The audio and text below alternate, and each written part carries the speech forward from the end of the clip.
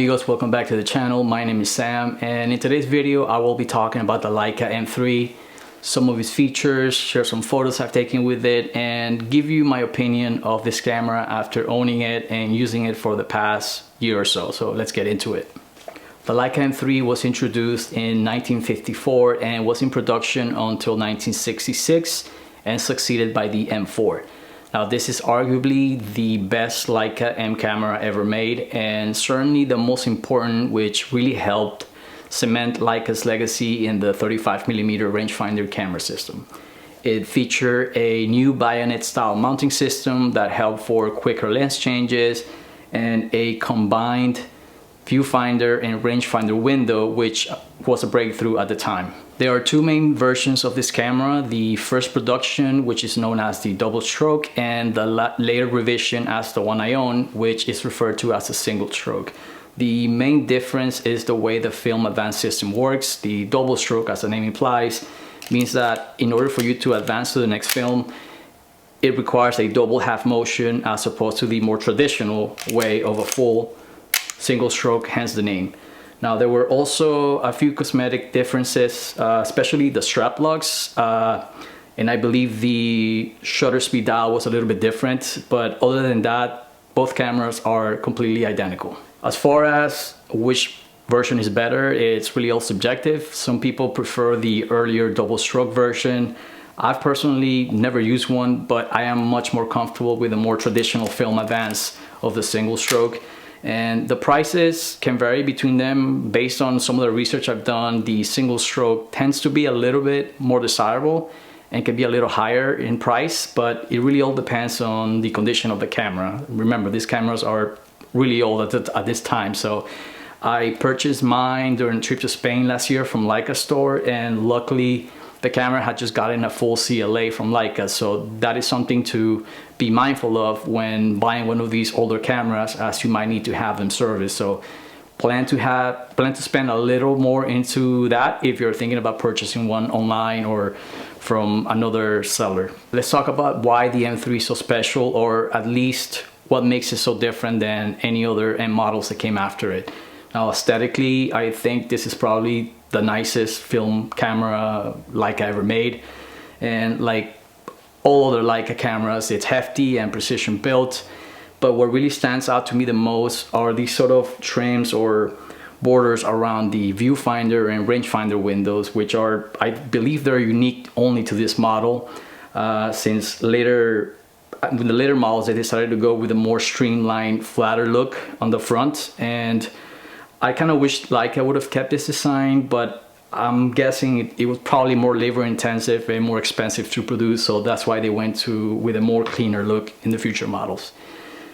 What really sets this camera apart though is the viewfinder.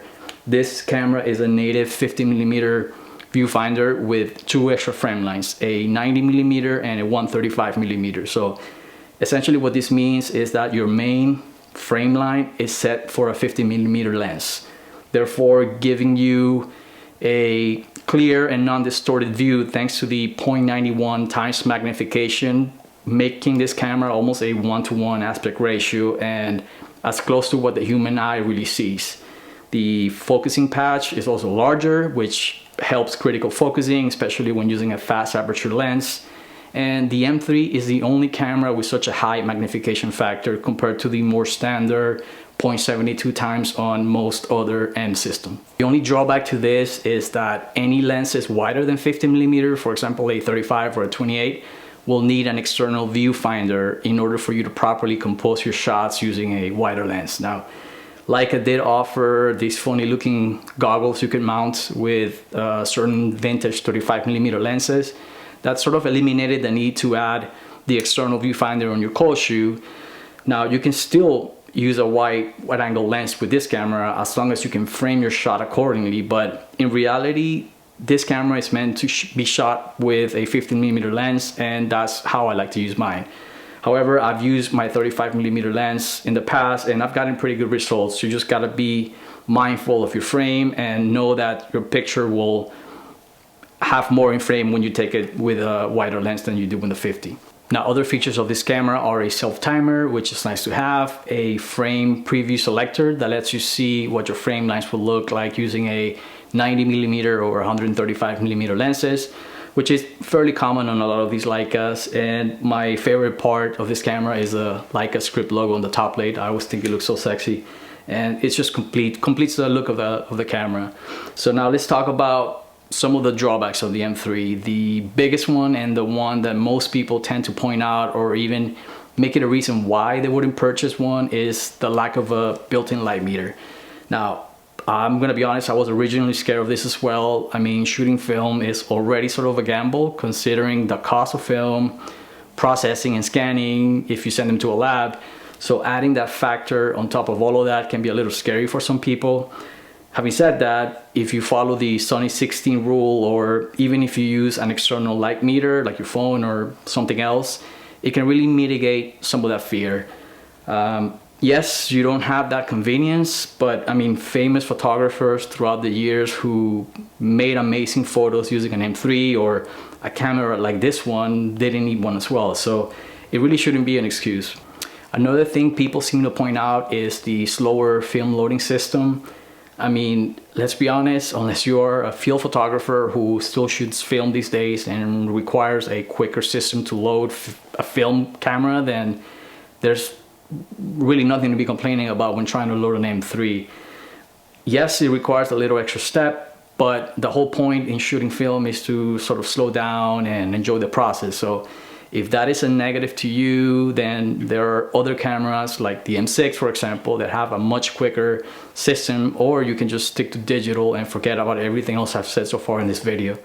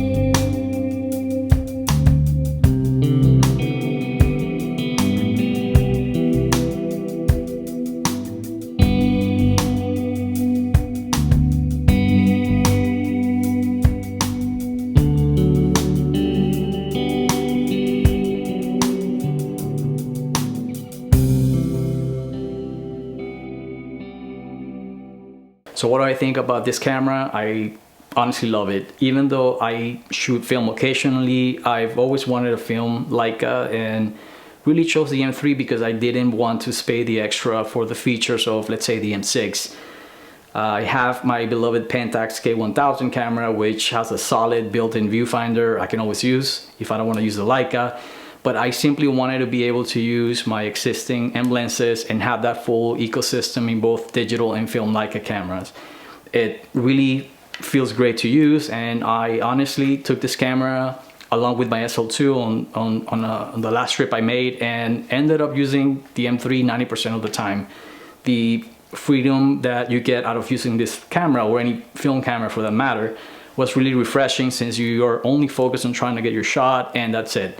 Very little to worry about, batteries or anything else. Just focus on your shot and you're good to go. The shutter sound, the tactile film advance, and solid build makes this a fantastic camera to own even today. Even if you're on the fence about getting one, don't overthink it so much, and really don't let the lack of a light meter scare you away. I still make mistakes and over or underexpose some of my images, but at the end of the day, practice makes perfect, and the joy I get out of using this camera beats all of those things in my opinion.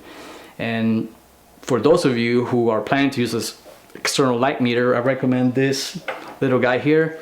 This is a reflex lab that I've been using for the last couple of months, and fits really great on the camera and meters pretty accurately for what I've used it for, and has been a lifesaver in situations where I was second guessing my exposure. All right, this is it for the video. I really hope you enjoy the photos I've shown you and my thoughts on this amazing Leica M3.